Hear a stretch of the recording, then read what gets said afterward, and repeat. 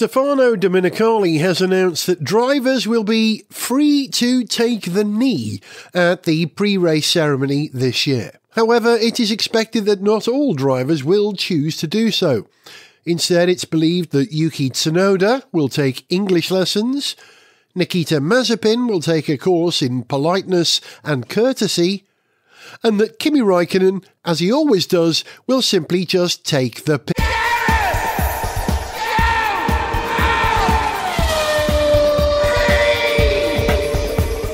Hello, welcome to Gareth Jones on Speed. I'm Gareth, she's Sarah. Hello. He's Zog. Hello.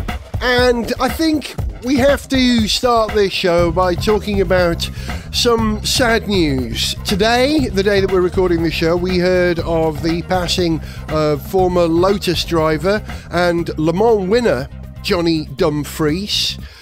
Also, last week, the passing of Sabine Schmitz, the maestress of the Nürburgring, who, in my opinion, should always been the next generation Top Gear presenter.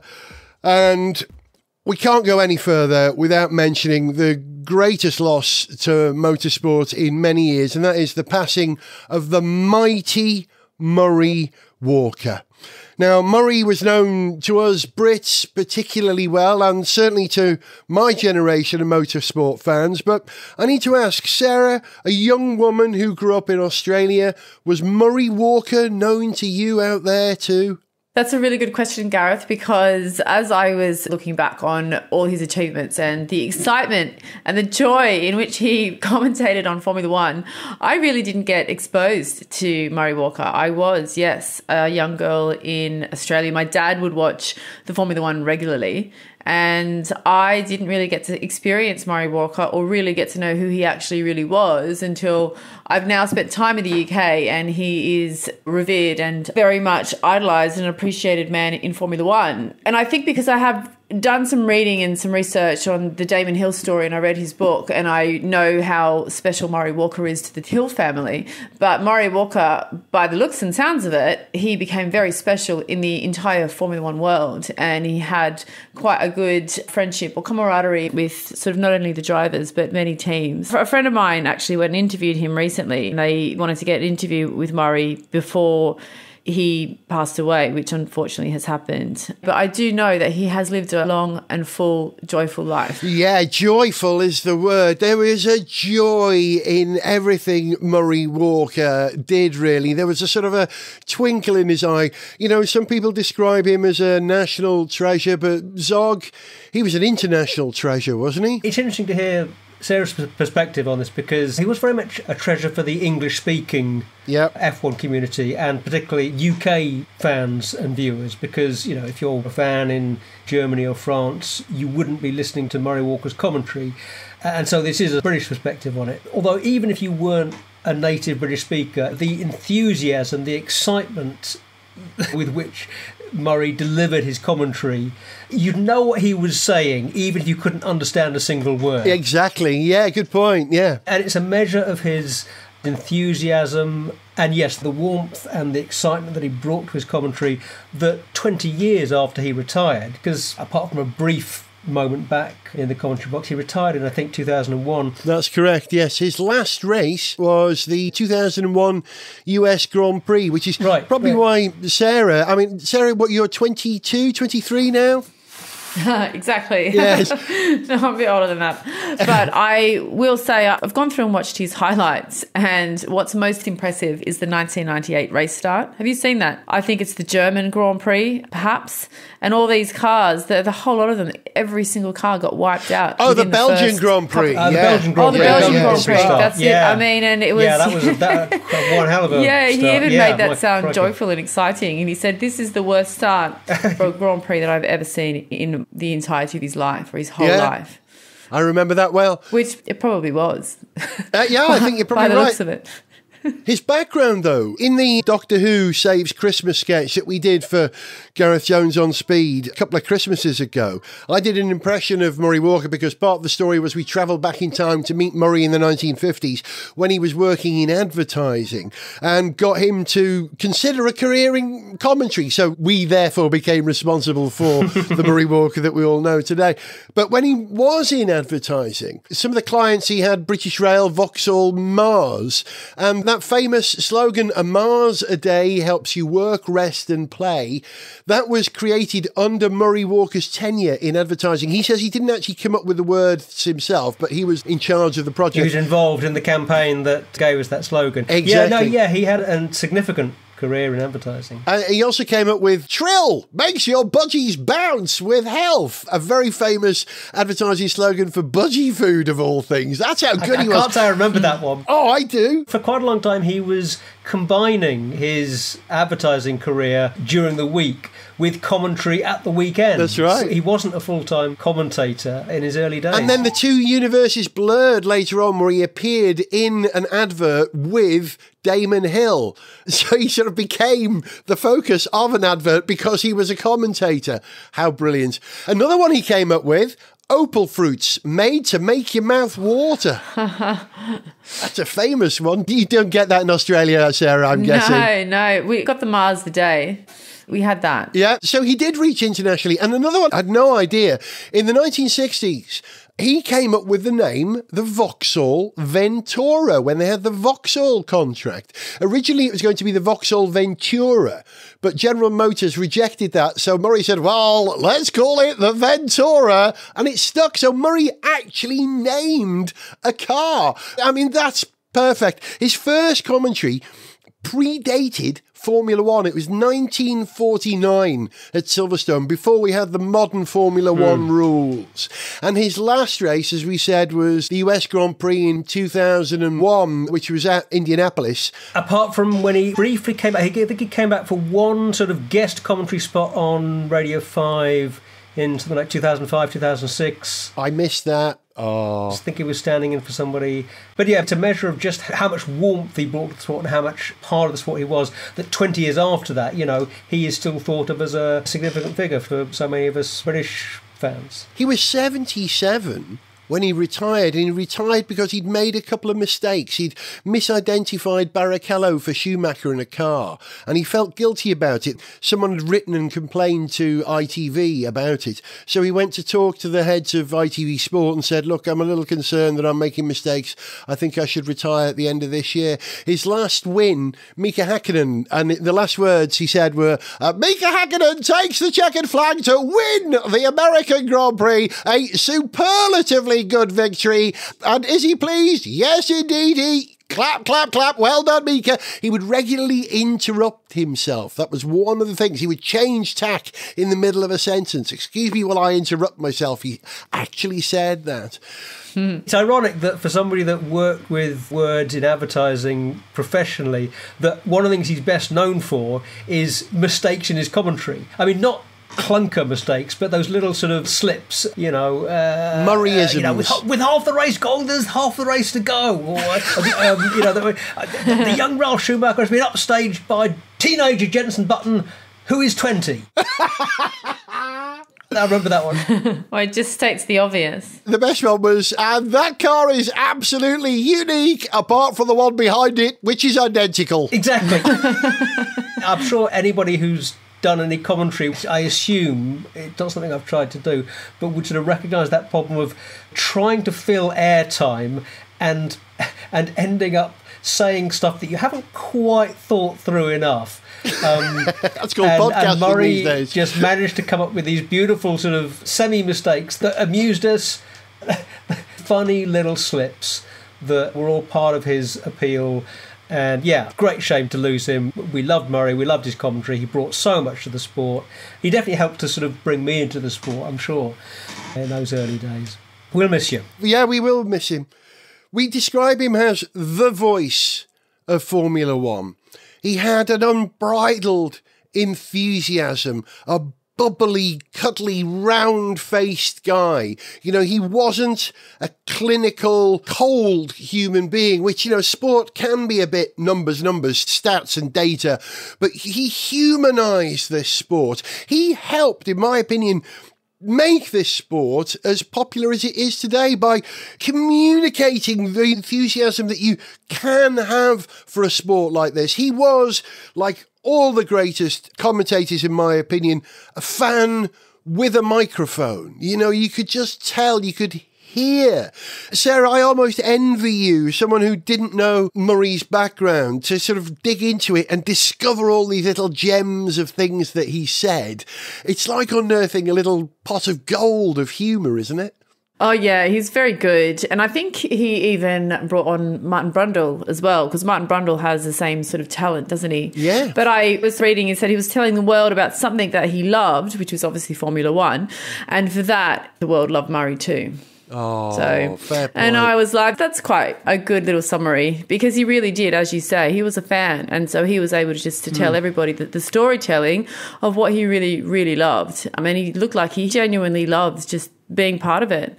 Yeah, it's reciprocal, that love. I think you've absolutely nailed it. He loved the sport, we loved the sport, we loved him, we loved the sport because we loved him. It's a kind of a cyclical diagram, isn't it? A big love-in. A big love-in for Murray. A big 60s style love-in. And it wasn't just Formula One. He would commentate on pretty much any motorsport discipline. He made touring cars exciting. Rallycross. I remember watching him commentating on Rallycross in the 70s on BBC on Saturday afternoons. I've even seen him commentate on a scale-electric race with two players in a simple two-corner circuit, and he made that both exciting and hilarious. The man was gifted. He called what he did flashes of the obvious. That's what he did. He came up with flashes of the obvious. Things like, he's in front of everyone in this race except the two cars that are in front of him. You know, Murrayisms, we call them. There's nothing wrong with that car except it's on fire. No, that's the best. Famously. Yes. When he said goodbye, it was live on air at the Indianapolis Grand Prix in 2001. I'm just going to quote what he said. I'm a happy, smiling man because what I wanted above all else after 52 years of talking about Grand Prix racing was to go out on a high note and be euphoric about the fact that we've just seen a great race. We've seen a great race, a great country, and hopefully it will have done something to lift the spirits of America. This was shortly after 9/11, of course. And then he became quite tearful. You could just tell there was a croak in his voice, and he said, it's certainly lifted mine. It's lifted the spirits of Formula One. And then there was a pause. So that's it, folks, he said. And he went, and it's rare that you hear Murray lost for words. That's it from me. That's the last from me. All I can say is that it's always been a pleasure, and I hope you will enjoy Grand Prix racing from now on. I feel quite tearful saying that. Goodbye, Murray Walker. I met him once. The privilege of meeting him once. We were in. Hang on, compose myself. We were in. You're doing a Murray. Yep. Yeah, we were in Malaysia in I think it was 1999. Violet and I at the Malaysian Grand Prix. And we were hanging out in the media room with Brundle and Murray and everyone. And the news broke that Ferrari had been found guilty of a technical infringement. Their barge boards were 5 millimetres too wide and they lost the position. And the whole of the media room erupted. You know, it was all fizzing with this news, but right at the heart of it was Murray Walker. People were coming to him to ask his opinion. He was talking to people about their opinion. All of Formula One rotated around him. And we had a brief conversation, Violet, Murray and I, and he was more interested in who we were and why we were there and what we were doing than we were about Murray Walker. And he was a hero. You know, that was the sort of magnificent man he is. Someone commented to me recently that maybe Formula One hasn't been as good as it was when Murray Walker was around since Murray Walker left. And there may be something in that. You know, the timbre of his voice matched the V10s, the V12s and the V8s of the age. And since then, it's just not as exciting and as beautiful as it was there. Murray Walker. Yes, we will miss him. His voice defined more than one era of F1 for so many viewers. Is the sport less good than it was when he was commentating. I don't know. It's different. The engines certainly don't sound as exciting as they did when he was delivering fever pitch excitement, even when the cars were standing still. But yeah, we certainly miss having his voice as part of a commentary team. But things move on, and Brundle is a terrific commentator, I have to say. He worked alongside Murray and, learnt a lot from Murray when they were working together. I mean, he's done an absolutely tip-top job of evolving from a very fine driver to an exceptional commentator. Yep. And very different skills. Yeah, so credit to him. He's carrying on the torch in his own way. But, we will miss Murray and his voice and his enthusiasm. Yeah, it's a great shame we won't hear him again. Sarah, I almost envy you because I think we're heartbroken. I think we're genuinely sad. But I'm sad as well. Yeah. Don't worry about that. But I think I didn't live through it the way you guys did. Yeah. Big part of our lives for a long time. Which is why back in 2017, I wrote a song using Zog's music, using Murray Walker's words. And in many ways, I got to duet with Murray Walker in this song. Murray Walker, fantastic, absolutely incredible. When Murray speaks, the world listens. Spot on, sometimes misses. Always impressive and comprehensible. I like it best when Murray said, fantastic! Yeah, I like it best when Murray said, fantastic! Yeah, I like it best when Murray said, fantastic! Absolutely incredible! fantastic, absolutely incredible, Fantastic! Absolutely incredible! fantastic, absolutely incredible.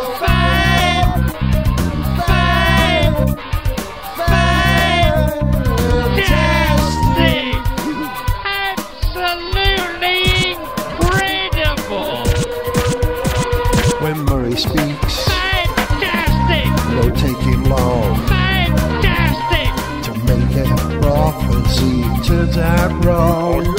He makes mistakes and he'll confess. Excuse me while I interrupt myself. Woo! Fantastic, absolutely incredible. Fantastic, absolutely incredible. Fantastic, absolutely incredible. Oh! My goodness! Oh! Fantastic! Absolutely incredible! Murray speaks to the world. He reads the race for us. Anything can happen in Grand Prix racing, and it usually does, and that's fantastic. Absolutely incredible. Fantastic! Absolutely incredible. Fantastic! Absolutely! Absolutely! Absolutely! Incredible. Fantastic. Absolutely incredible. Fantastic!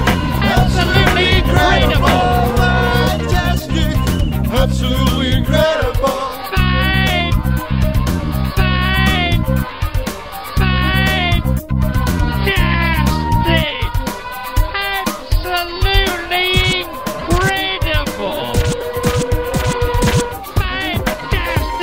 His voice will last forevermore. Fantastic! If it doesn't, it ought to. Fantastic! Drivers' names he'll sometimes slaughter. Incredible.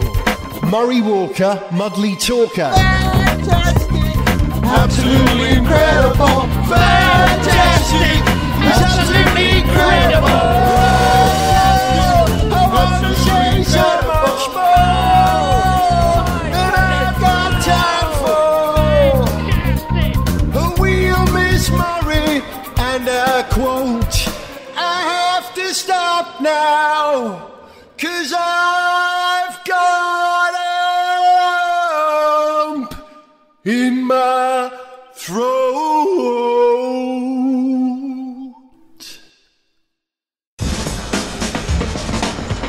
Gareth Jones on speed.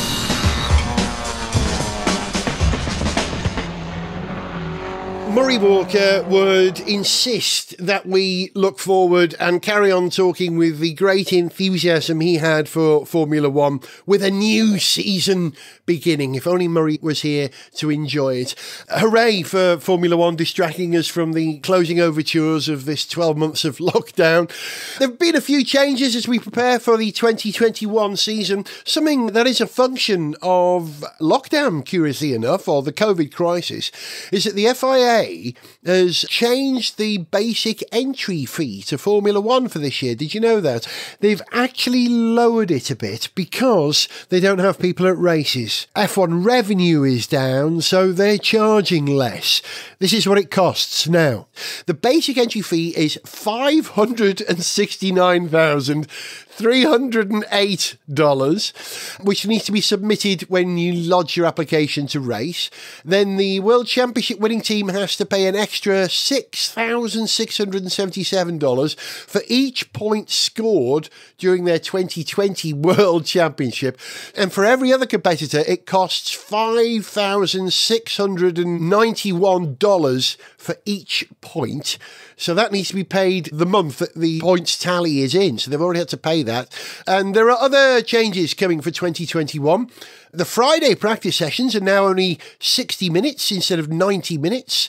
And 3 times this year, we're going to get a new form of qualifying, which involves a kind of a sprint race, or as F1 is calling it, super qualifying. Sarah, does that appeal to you, the idea of a qualifying sprint race? Well, it does, because Q1, Q2 and Q3, or shall I put it the other way around, Q3, Q2, Q1, it is quite an extensive, long, enduring events to get to the pole position driver. Well, they're still going to do that because I think they'll decide the starting position for the qualifying race from qualifying, which they will run on Friday. Then they'll have this qualifying race on Saturday, which will determine the starting positions for the Grand Prix, the big prize race on Sunday. So, what are your thoughts? I kind of gave up trying to work out whether it's a good idea or not, so I'm just going to see how it plays out. I really don't know.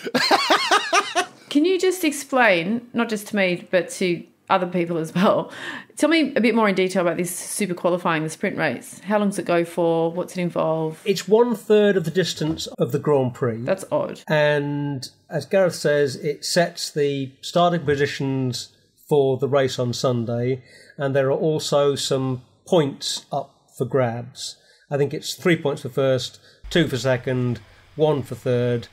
They've dropped the idea that had been mooted of adding a reverse grid element to it. So that's how it's going to work. Let's just see how it works out, because for me the current qualifying format works perfectly well. It's a well-structured bit of drama. It does a pretty good job of what it's, I guess, supposed to do, of putting the fastest cars at the front and the slowest at the back. But yeah, let's give the sprint races a try and see how they work out. One of the reasons I suspect for them having this sprint qualifying race is that research a few years ago showed that people like to watch the start of a Grand Prix and they watch the last few laps and the finish of a Grand Prix. And quite often during that 1.5 to 2 hours of the race, people go off and have Sunday lunch, they do the washing, they do taking the dog for the walk. And during that time, they are not looking at screens and seeing sponsors' names on screens. So sponsors aren't getting bangs for bucks. And one of the things that they proposed was that a shorter race would keep people watching for the whole time. So by having a shorter race, you get more eyes screen time. And so sponsors' names get more exposure. Therefore, you get more money in Formula One. You get better bang for your buck on the names, on the wings and on the sides of the car. And there are 2 reasons, therefore, in my opinion, for considering the sprint race. One, that, yeah, it will give you more screen time, eye time. And second of all, it's a new sort of random factor, because whilst the qualifying session, as you say, Zog, is really very, very good, they've kind of got it honed and down pat. And if there's anything that we learnt from Formula One last year, that if you put in random factors, circuits where we haven't raced at before or new situations, you get more interesting results. And that's good for the sport. So the idea that we're trying it 3 times, trying it, is good. It may not work. I suspect it might. But I'm up for a little bit of change. I think we should always introduce a small change every year. The random factor is a great way of producing new results, isn't it? Yeah, if you throw things up in the air, they're going to fall down just a little bit differently. When the teams don't have a really good, solid basis of knowledge about how this thing is going to play out, how they can run this particular session, this particular event, they're going to be a bit more mixed up. There's going to be a little bit more uncertainty in how everyone's going to perform. So let's see what happens. The season, Sarah, it doesn't start in Australia. That's so sad. Mm-hmm. One of the things for me about the start of the Formula One season is the excitement of having to get up at 3 o'clock in the morning to go and watch the race because, you've been starved of F1. I'm sad that it's not starting Australia for that reason. Instead, we start in Bahrain. In fact, as you're listening to this programme, you've probably already heard the results to the racing because it's imminent. It's this weekend. And then we go to Italy, Portugal in May, Spain in May, Monaco in May. Hooray, we haven't had Monaco for a couple of years. Then Azerbaijan, which you have to say in Tommy Cooper's voice, Azerbaijan. Canada on the 13th of June. 27th of June, the French Grand Prix at Le Castellet. Austria on the 4th of July, just in time for my 60th birthday, the day after. Hint, hint. 18th of July, the UK, Silverstone, where I believe we're going to get one of those sprint qualifying races. August, Hungary. August, Belgium. September, the Netherlands. Zandvoort at last. Oh, I wish I was going to that race. I may be able to go to that race. I very much enjoy that. I love the Dutch. Italy in September. Actually, I'd quite like to go to that as well. Russia, Sochi. Less interested in that one in September. October, we get Singapore, Japan, and the USA, and Mexico. So don't book anything in October, right? Those are all big races in October. And then Brazil, the 20th race on the 7th of November. And wait, there are still more races to come. 3 more races. November, we get the Australia, Melbourne rescheduled. December the 5th, Saudi Arabia. And then finally, on the 12th of December, Abu Dhabi, 23 races. Wow. Sarah, is that too much? I know. I feel like you need to take a big, deep breath now, Gareth. That was quite a big spiel. Yeah. No, it's set to be the longest season in the middle of a pandemic. So I think they're holding their breath because perhaps they've booked a full season expecting that maybe some of them will be cancelled. But let's hope not. Quite possible. Yeah, quite possible. And I think it will be a very competitive season because of these rule changes. I know that all the teams have had to carry over some of their cars or some aspects of the cars from last year, plus having to fit into the new sort of aerodynamic rules. Am I correct? Yep. Without being an expert on what the aerodynamic new rules are.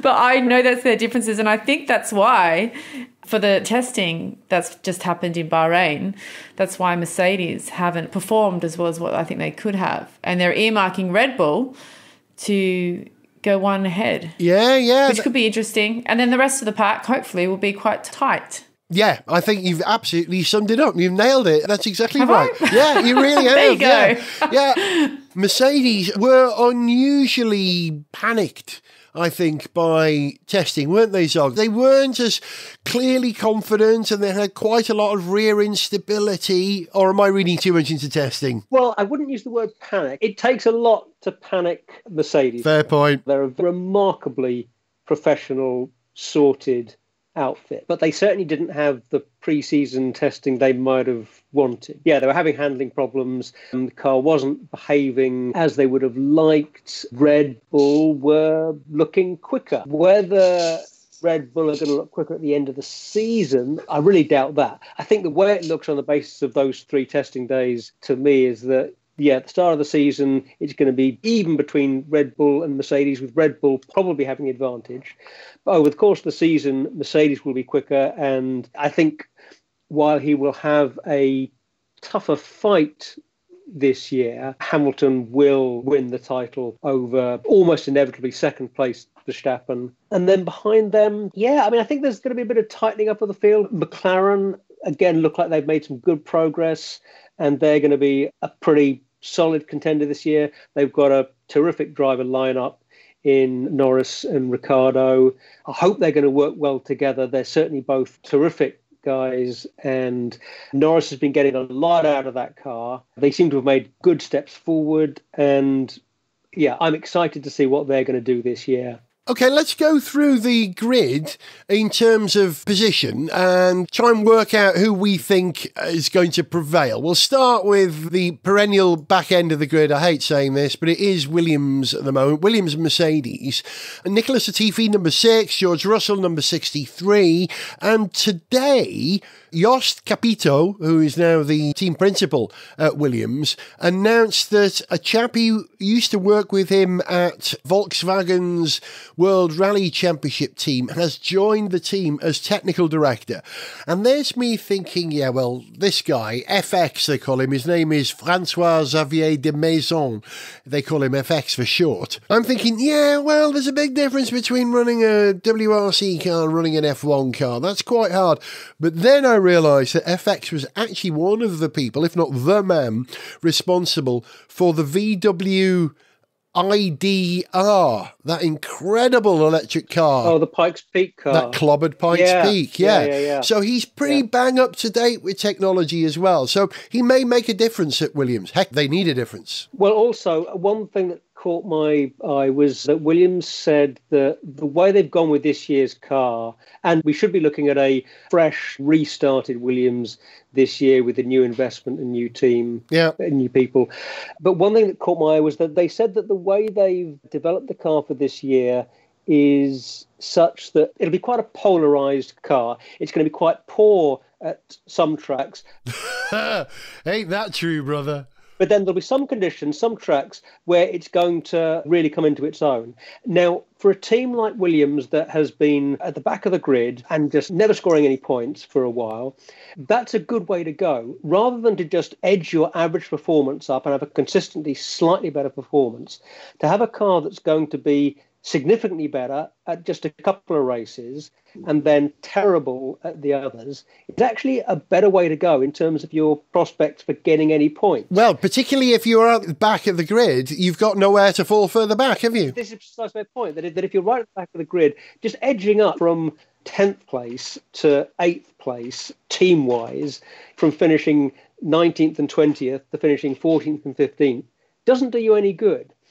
If you carry on finishing 19th and 20th at every race, but then there are just a couple of races where you're getting cars into the top 10, then you're scoring points. So if Williams have that kind of race swings and roundabout kind of car that comes into its own under some conditions, and they've then got the reliability to take advantage of the opportunities when those conditions present themselves, then they've got a chance to do what they haven't done in the last couple of years, getting some points in the bag and impressing us rather more than they have done, because they've fallen a long way from, haven't they, the Williams of old, who are a championship-winning team with a terrific pedigree.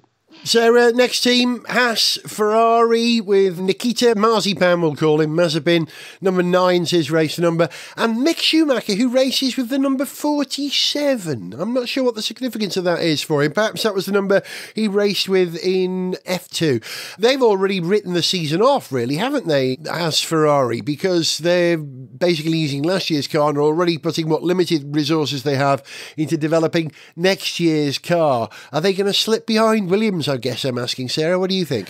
Well, I actually watched an interview this morning with Mick Schumacher, and he's hopeful that they'll end the season better than the way they start. So he's hopeful that they will start the year reasonably well and that they will carry on and try and finish than the way they started. So he's obviously very excited to be in Formula One. He said he doesn't feel any pressure whatsoever to be Michael Schumacher's son, but I think in light of perhaps their difficulties, I think they want to try and stay consistent. So whether that means that they stay above Williams or they try and just go one better from the way they begin the season to the way they finished, it sounds like they'll be happy, and I think that's what their goals are. So you never know. Watch this space. I want Mick to clobber Mazepin. I don't like Mazepin. I don't mind saying that out loud. And I really like Mick Schumacher. I've said this before. I wasn't a fan of his father, but I can see that Mick Schumacher is a sweet, gentle, caring, communicative young man. Perhaps probably what making him a killer driver. You know, you need to have a bit of an edge to you. Maybe he has. We haven't seen it yet. Okay, next team, Zog, Alfa Romeo Ferrari. Kimi Raikkonen in his 11,000th season in Formula One. Antonio Giovinazzi, number 99. Actually, Kimi should race with 99 because he likes an ice cream, doesn't he? That would be a much better number for him. Yeah, you wonder whether he's really more interested in ice cream than F1 these days. It feels like they're at a point where they could do with shaking up their driver lineup. Kimi, terrific though he has been, he has fewer of those days when he's obviously engaged and into his racing, which is what he really needs to perform. He's taking it a bit too easy these days. This is surely his last year in F1. Giovinazzi's not bad. He's a fine driver, but he's never going to be a star. So, yeah, I don't think Alfa Romeo have really got what it takes this year to impress us. The car's still looking good. It's a little bit less red, a little bit more white than it was last year. Still a looker, but, yeah, I don't think there's any magic sauce there to lift them this year. I found out the answer, by the way, to whatever happened to the C40, because, last year's car was the C39, and this year's car is the C41. Apparently, the C40 was the car that they were already developing for this season before the rules changed. So now I guess they're going to apply that chassis number to next year's car. So they're going to go 39, 41, then back to 40 for next year. Confusing? No. Yeah, because they kind of put the engine reg changes off a year, delayed those changes by a year. So that's messed with it messed with McLaren's schedule. They had to put a different, had to redesign their car for this year to accommodate a different engine. Next team, Sarah, Alpine Renault, Esteban Ocon, number 31, and Fernando Alonso, race number 14. They're in reasonable shape, aren't they? Well, I read that Fernando Alonso has just slipped back into the Formula One like he never left. So, yes, perhaps they are just in good shape. And I don't think there'll be a huge amount separating that middle pack. So I guess it's hard to predict how they'll all fare in terms of like McLaren, Aston Martin, Alpine, Ferrari now. They're in the middle of the pack. AlphaTauri, and then obviously Haas and Williams, they might be towards the back. But I'm not going to predict where Alpine will finish, but I do know that, they look to be fit, shall we say. Yeah, well, it is going to be hard to separate McLaren from Alpine from AlphaTauri. They're all going to be scrabbling over the same bit of circuit, and it will ebb and flow depending on circuit by circuit, in my opinion. But overall, I've got to say my money's on McLaren this year because they were already... I'd love to see McLaren do well. Yeah, of course. I think we all would. I think Zog and I historically are McLaren fans. We know why you're a McLaren fan. That's obvious, and we support that. And I want McLaren to do well because I don't like to see any Grandie collapse in the way that they did. They were already on the march, and now they've got a better engine than they had last year. Not that there was too much wrong with the Renault engine, but we know the Mercedes is a good block, despite the fact that Williams don't seem to be able to make it work. McLaren surely will. Okay, cracking on. AlphaTauri Honda. Now, I'm making an observation about this before I throw it to you, Zog. Pierre Gasly, number 10, and Yuki Tsunoda, I'm not sure what number he's racing under, but there was an awful lot of attention given to Tsunoda-san, or Yuki-san, during testing in Bahrain because he was outstandingly quick. And everyone's going, quickest Japanese driver ever. Yeah, but analysis of the data shows that he was opening DRS much earlier and closing it much later than he would be allowed, or indeed any other cars on that circuit were doing. So I'm not saying he's cheating, but I'm saying he's doing stuff that wouldn't be allowed in the race to make him appear quicker. Any good, Zog? Tsunoda? Gasly? Well, yeah, Tsunoda does look like a pretty good prospect. Yep. Let's see. We've got an F1 season coming up in which he can show us what he can do. I think he's going to be pretty impressive. He's done well in the junior formulae, and he was looking good in his first F1 pre-season testing. So, yeah, he looks in good shape. And AlphaTauri, they got a lot of testing done. The car's reliable. They've incorporated a fair bit, including, I think, the steering from last year's Red Bull. I didn't know that. Yeah, but they're not using the dodgy Red Bull gearbox from last year. So there's a good chance they can take a step forward this year. It would take something remarkable for Gasly to have another win. Well, you never know, though. With the rule changes and the pack being quite tight, you never know who'll end up on the podium. Yeah, I think it's going to take another remarkable set of circumstances to catapult Gasly or Tsunoda to the front like that. But yeah, you never know. We do get extraordinary races from time to time. It's fantastic when they happen. So let's see. So I think AlphaTauri are a decent prospect for this year. I think I'm expecting a bit of a step forward. I think Tsunoda is definitely the cutest driver in Formula One. Have you seen him? He looks like a J-pop manga character. He's absolutely gorgeous. I'm concerned Violet's going to run away with him. That's how cute he is. Gasly's got a bit of a manga character feel to him, actually. Kind of big eyes and, They're the cartoon team, aren't they? Childish face. Yeah. Aston Martin, Mercedes. Now, we didn't mention them earlier on when we were talking about the centre pack, McLaren, Alpine, AlphaTauri, Sebastian Vettel, number 5, Lance Stroll, number 18.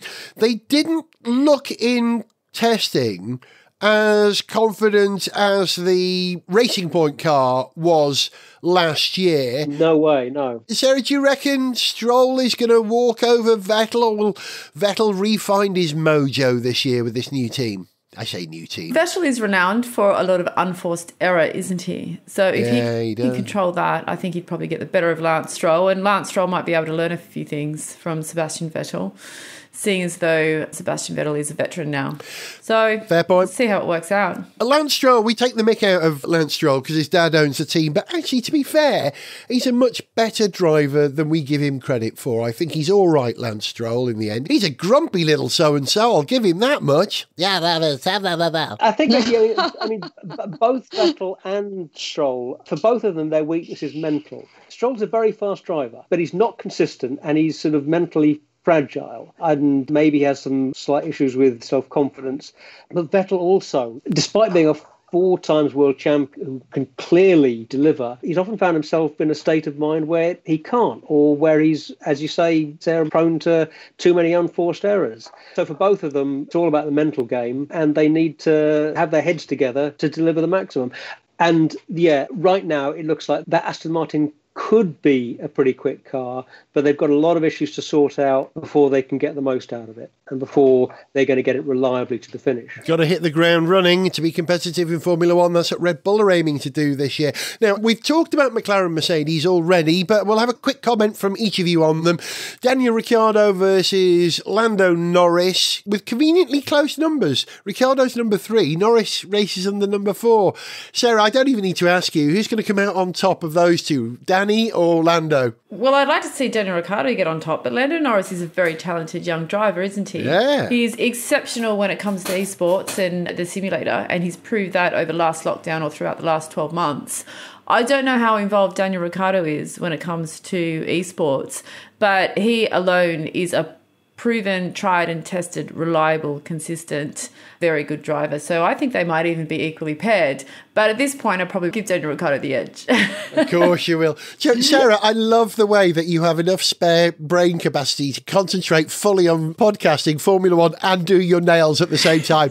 You're my kind of person. I was doing that. I'm in shot, aren't I? Yes. No, because I'm sitting here with my nails are sitting here, and I was like, you know what? I can probably do it because I've got all the information in front of me, and I'm talking to both of you. And no, but I'm listening very hard. We can tell you're completely with the programme. Brilliant. Right, Ferrari, Zog, we have Charles Leclerc, number 16, Carlos Sainz Jr., can't call him Junior anymore, Carlos Sainz, number 55. Carlos, he'll get close, but I don't think he'll match Charlie Clark, who I think is extraordinary. But the big question here is, will Ferrari have made reparations? Will they have fixed the problems that they've had for the last 12 months, principally with their engine and the rear instability of their car? What do you reckon? Well, it looks like they have sorted out a lot of engine issues, and they've kind of got over the hump of last year when they had the blow of, I mean, it's not entirely clear what happened, but it's pretty obvious they were skating at least very close to the edges of the regulations in terms of what you could do with burning extra oil and some electronic tricks to do with fuel flow management. I think you put that very kindly, Zog. Well, yeah, I mean... They cheated. They may well have been cheating. They were certainly pushing the regulations, and they certainly came to an agreement to stop doing whatever it was they were doing, and they suddenly got slower when they did that last year. They've got over that little hump now. They've got a better engine in the car. And so they should be a lot better this year than they were middle of last year. Leclerc is exceptional. Yeah, I agree with you. Sainz is going to have a very hard time. He's not going to measure up to Leclerc, I think. Leclerc's just too good. He really is exceptional. Science is terrific, but he just hasn't got that extra something that Leclerc has. Leclerc has delivered so many of those terrific performances as a relatively inexperienced driver. So, yeah, I don't think Ferrari are really going to be scrapping much with Mercedes and Red Bull for the top spot, but they'll be scrapping it out for third with probably McLaren most of the races. Okay, it sounds to me that we've already made up our minds, all of us, about this. So let's discuss the top two teams in a sort of compare and contrast situation. The top two teams are Red Bull Racing Honda, Max and Sergio versus Valtteri and Lewis in the Mercedes. I think Sergio coming to Red Bull Racing will actually help the entire team. It will force Max to raise his game, and his game is already pretty high. And theoretically, it will put them into the sphere of Mercedes and will be a tighter race this year than it was last year. Sarah, do you think that Red Bull Racing are going to be able to take it to Mercedes this year? I think they will, genuinely, only because of the rule changes, the fact that Mercedes have had clear problems in testing. And I think Honda are also putting all their eggs in the Formula One basket this year because it's their last year. The competition that Max Verstappen has with Perez, that might help, ramp things up. Yeah. But in saying that, Mercedes does have a history of always being able to come back and recover from any of their issues. So it could be evenly matched, but wouldn't it be great if another team got up over Mercedes, just this once? Yeah, just for the sake of change. Zoggy? Yeah, I mean, it's going to be Hamilton and Mercedes for the drivers and constructors championship, but it's going to be a tough fight with Red Bull, particularly at the start of the season. That's what I'm expecting. Much as it was a shame to lose Albon from Red Bull, I feel great joy that Perez got himself a frontline seat. Yeah. And he's going to be a very strong and stable counterpart to Verstappen. He's going to be a much tougher teammate than he's had in the last couple of years. So, yeah, I expect we're going to see some good results from Perez. He may pick up a win or two. If Verstappen has issues and we're in the phase of the season where Red Bull have an edge over Mercedes, but he would need an edge over Mercedes to beat Lewis for sure. I reckon we're going to see a falling out at Red Bull later this year. I think it will start well, but I think Perez will be closer to Max than Max would like it. I'm not saying overall, but they will be on the same piece of track a lot of the time during the race. Ultimately, Max will be quicker, I think. But I think it'll all be sweetness and light until Max starts to feel that he's not getting favoured anymore on certain occasions, and they might fall out. That's my prediction for the year. No more speculation. In fact, we don't need to speculate anymore because racing starts this weekend. We have at Bahrain the first of 23 races. I cannot wait, although I will have to wait because on Friday, during the practice sessions, I've got my first vaccination jab booked. So I'm going to miss one of those sessions and have to come back and watch it on rerun. But until then, by the way, you guys, would you like to convene next week to do a quick, short roundup and review of the first race? Are you available? Yeah. Yeah, that sounds good to me. Super. We'll do that. So we'll have a bonus, extra short episode of Gareth Jones on Speed, looking back at the first race of the season. Hooray! So until next week, it's goodbye from Zog. Goodbye. It's goodbye from Sarah. Goodbye. And it's goodbye from me. See you next week. See you guys. To send us an email, see pictures, get song lyrics, join our Facebook fan site, follow us on Twitter, or to find out about sponsorship opportunities, go to garethjones.tv. Gareth Jones on Speed is made in London by Whiz Bang. Gareth Jones on Speed! Speed! Speed!